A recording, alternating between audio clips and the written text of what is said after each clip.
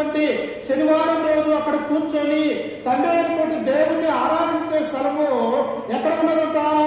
ఈ తెస్సలోనిక అనే స్త్రీ పేరు మీద కట్టబడ్డటువంటి ఈ పట్టణంలో దేవుని సమాజ మందిరం అనేది ఇక్కడ ఉన్నది. ప్రియుల సమాజ మందిరం ఉంటే చూడండి, అక్కడ ఏమున్నది?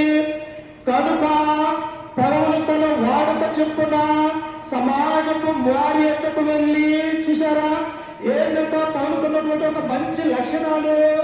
ఎక్కడైతే మందిరం ఉన్నదో, ఎక్కడైతే దేవుణ్ణి ఎరగనటువంటి వారు ఉన్నారో, ఎక్కడైతే దేవుని గురించి తెలియనటువంటి వారు ఉన్నారో, వారందరికీ కూడా తెలియజెప్పాల్సినటువంటి ఆ బాధ్యతని ఈ పౌలు కలిగి ఉన్నట్టుగా మనం చూస్తూ ఉంటాం.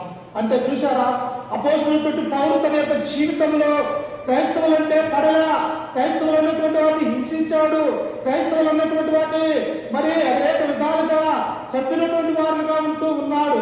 కానీ దేవుడు పట్టుకున్న తర్వాత తన యొక్క జీవితాన్ని మార్చుకున్నటువంటి వాడిగా ఈ పౌలును మనం చూస్తూ ఉంటాం. మరి మన యొక్క జీవితాలు దేవుడు పౌలు ఎలాగైతే తన